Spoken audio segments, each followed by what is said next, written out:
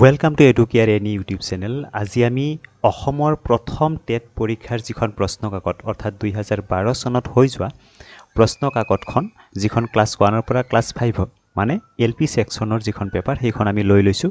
খুব গুৰুত্বপূৰ্ণ প্ৰশ্ন হ'ব এইখন, আপোনালোকে খুব গুৰুত্ব সহকাৰে মনোযোগ দিব। ইয়াত কৈছে, মাউচৰ কাৰ্চৰ লক্ষ্য কৰিব। নাম্বাৰ 1, বিশেষ শিক্ষা তলৰ কোনটোৰ লগত জড়িত? Mean special education is related with. এতিয়া স্পেচিয়েল এডুকেশ্যন আমি ক'ত দিম? আমি ইয়াত অপশ্যনবোৰ ইলিমিনেট কৰিম, মানে যিকেইটা অপশ্যন নহ'ব আমি সেইকেইটা আগতে কাটি লওঁ। এতিয়া ইয়াত প্ৰতিভাশালী বুলি কৈছে ন, প্ৰতিভাশালীৰ কাৰণে স্পেচিয়েল এডুকেশ্যনৰ প্ৰয়োজন নাই। তেওঁলোকৰ কাৰণে এটা হায়াৰ এডুকেশ্যন বা হায়াৰ লেভেল অফ এডুকেশ্যনৰ প্ৰয়োজন থাকে। শিক্ষক প্ৰশিক্ষণ, এতিয়া এই শিক্ষক প্ৰশিক্ষণো নহ'ব, কাৰণ শিক্ষক প্ৰশিক্ষণৰ সৈতে জড়িত আমাৰ ডায়েট আছে, NCERT, SCERT এইবোৰ আছে। একেদৰে প্ৰাপ্তবয়স্ক শিক্ষা, এই প্ৰাপ্তবয়স্ক শিক্ষাৰ লগত আমাৰ এডাল্ট এডুকেশ্যনৰ ডিপাৰ্টমেণ্ট জড়িত হৈ আছে, তেওঁলোকে এই শিক্ষা প্ৰভাইড কৰে। বাকী থাকিল ব্যতিক্ৰমী শিশু, মানে চিলড্ৰেন উইথ স্পেচিয়েল নিড, যিবিলাক শিশু স্পেচিয়েলি এবল, ৰাইট। এই ব্যতিক্ৰমী শিশুসকলৰ কাৰণে এই বিশেষ শিক্ষাৰ প্ৰয়োজন, গতিকে option C will be correct. 2 number, প্ৰকল্প পদ্ধতিটো কোনে আগবঢ়াইছিল? এইটো প্ৰশ্নৰ উত্তৰ অকণমান ইয়াত কনফিউজন থাকিব, কাৰণ প্ৰকল্প পদ্ধতি কোনে আগবঢ়াইছিল? জন ডিউৱে।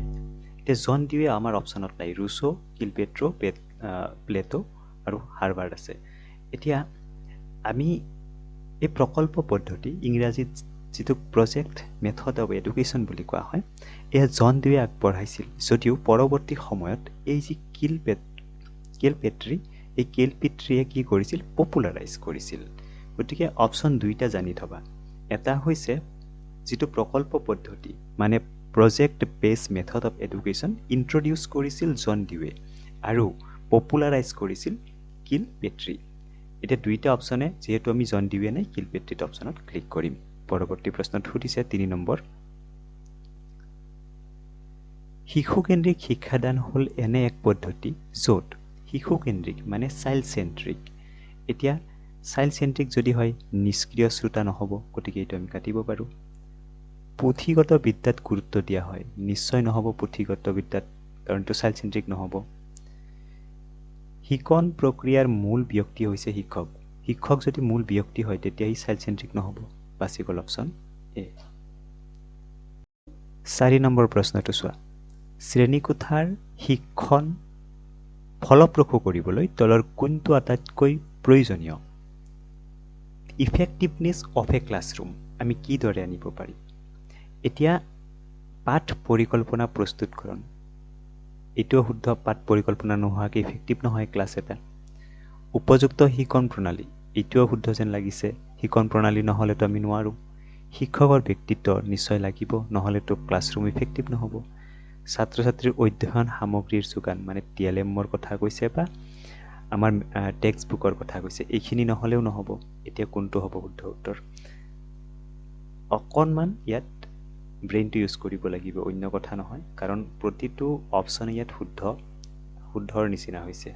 অকণমান মনোযোগ দিবা। ইয়াত এটা শব্দ দেখিছা যে আটাইতকৈ প্ৰয়োজনীয় বুলি কৈছে, মষ্ট ইম্পৰ্টেণ্ট। এতিয়া আটাইতকৈ প্ৰয়োজন বুলি কোৱাৰ লগে লগে আটাইতকৈ প্ৰয়োজনীয় মষ্ট ইম্পৰ্টেণ্ট কি হ'ব? শিক্ষকৰ ব্যক্তিত্ব। এই শিক্ষকৰ ব্যক্তিত্ব আমি যদি ভালকৈ লক্ষ্য কৰোঁ, উপযুক্ত শিক্ষণ প্ৰণালী আৰু শিক্ষকৰ ব্যক্তিত্ব, পাঠ পৰিকল্পনা।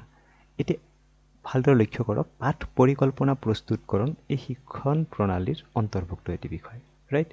ছাত্ৰ ছাত্ৰীক অধ্যয়নৰ সামগ্ৰী যোগান ধৰা, আৰু তেতিয়াহে আমি কি হ'ব, শিক্ষণ প্ৰণালীটো এটা শিক্ষণ প্ৰণালীতে অন্তৰ্ভুক্ত হ'ব।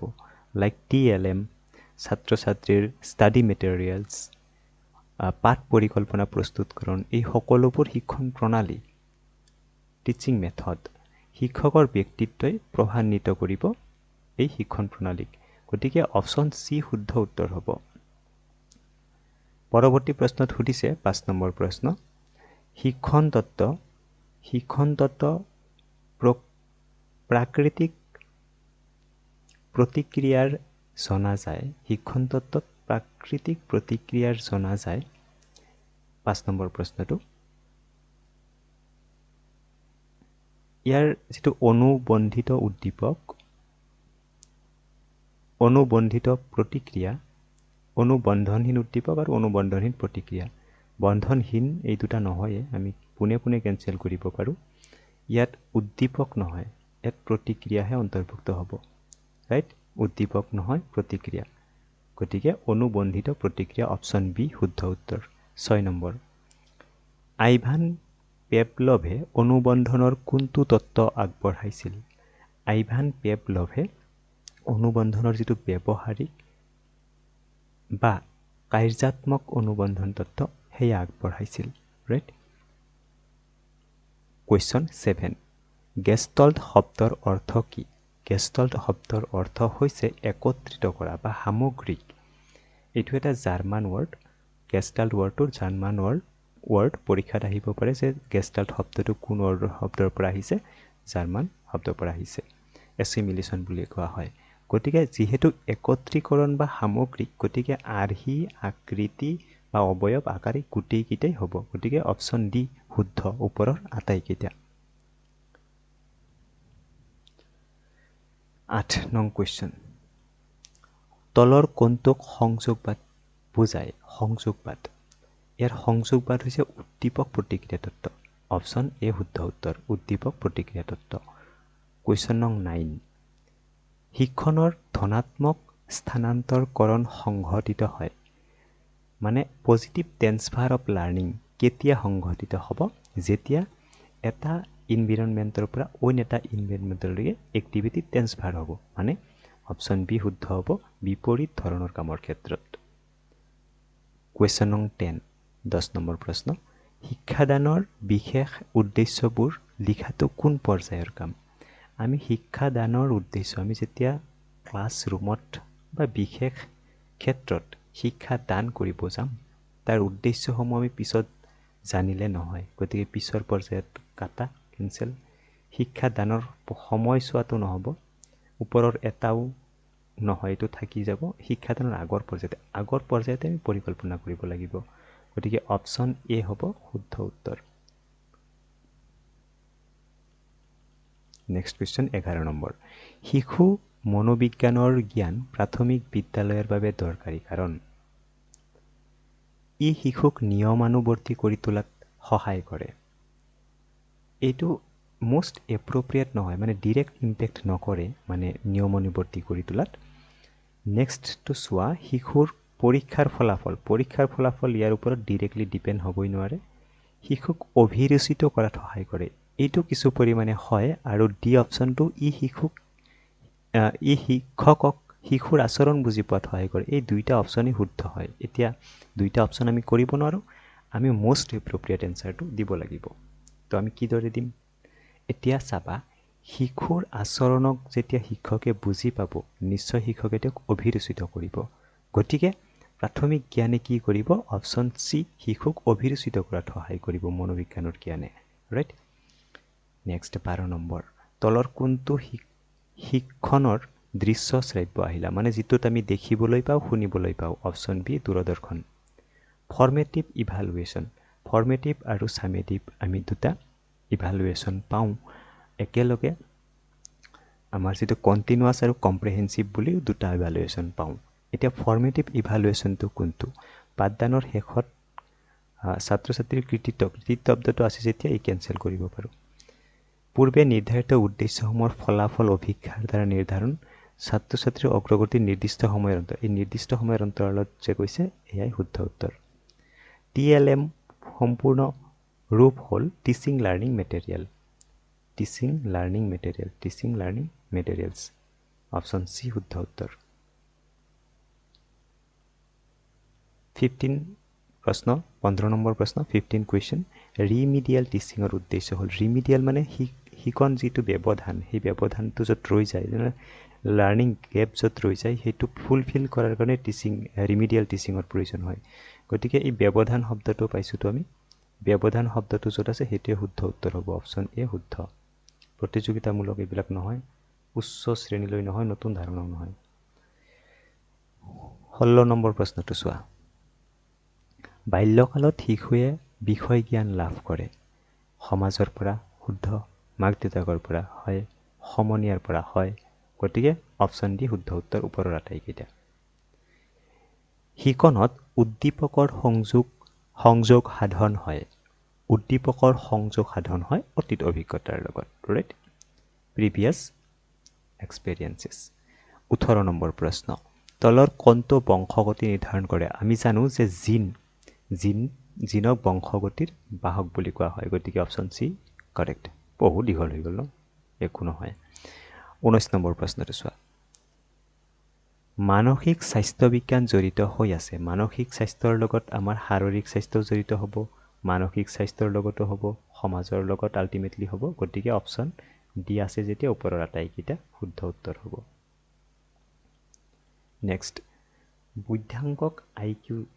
বুদ্ধাংকক প্ৰকাশ কৰা হয় মানে আইকিউৰ ফৰ্মুলাটো সুধিছে আইকিউৰ ফৰ্মুলা হৈছে মানসিক বয়স অপশ্যন বি টো চাই ল'বা মানসিক বয়স ডিভাইডেড বাই কালিক বয়স মানে ফিজিকেল এজ যিটো আমাৰ জন্মৰ পৰা যিটো আমাৰ এজ আহে সেইটো ফিজিকেল এজ বুলি কোৱা হয় ইনটু 100 এইটো শুদ্ধ উত্তৰ 21 কুৱেশ্যন নং পিয়াজৰ মতে 7 পৰা 11 বছৰ বয়সলৈকে শিশুৰ বিকাশৰ স্তৰটোক জনা যায় কনক্ৰিট অপাৰেশ্যনেল অসমীয়াত আছে এইটো মূৰ্ত ব্যৱহাৰ স্তৰ পাৰ্চনেলিটি শব্দটো উদ্ভৱ হৈছে পাৰ্চনেলিটি শব্দৰ উদ্ভৱ ক'ৰ পৰা হৈছে লেটিন শব্দৰ পাৰ্চনাৰ পৰা পাৰ্চনেলিটি হৈছে পাৰ্চনা লেটিন শব্দ পাৰ্চনা নেক্সট কুৱেশ্যন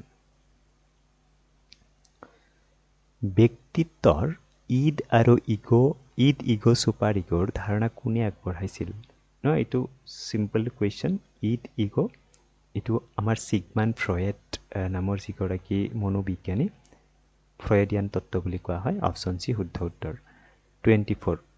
24ত কি কৈছে কোন চনত বিন চাইমনে বুদ্ধিৰ প্ৰথম অভিঘা আগবঢ়াইছিল 1905 চনত আৰু 1905 চনত বংগ বিভাজনো হৈছিল মনত ৰাখিলেও তেনেকৈ 1905 চনত বংগ বিভাজন 1905 চনত বুদ্ধিৰ যিটো প্ৰথম অভিঘা সেইটো চাইমনে আগবঢ়াইছিল 25 নম্বৰ প্ৰশ্নটো চোৱা সৃষ্টিশীলতা প্ৰধানকৈ দেশৰ সৈতে জড়িত এইটো ইয়াত গোটেইকেইটা বিষয় যেন জড়িত হৈ আছে তেনেকুৱা লাগিছে সৃষ্টিশীলতা আমি কেতিয়া কৰিম আমি আগ্ৰহ থাকিব লাগিব আমাক ব্যক্তিত্ব লাগিব বুদ্ধি লাগিব কিন্তু বিশেষকৈ আমাৰ চিন্তন প্ৰক্ৰিয়াই বেছি প্ৰভাৱিত কৰিব সৃষ্টিশীলতাত নেক্সট কুৱেশ্যন 26 গেটছৰ মতে শিকন হৈছে দেশৰ দ্বাৰা আচৰণৰ সংশোধন এইটো হৈছে modification of behaviour through experience মানে অসমীয়াত আছে মডিফিকেশ্যন অফ আচাৰ ব্যৱহাৰ ৰীতি নীতি আচাৰ ব্যৱহাৰ জ্ঞান কৌশল এয়া নহয় আগ্ৰহ অভিৰুচি এয়াও নহয়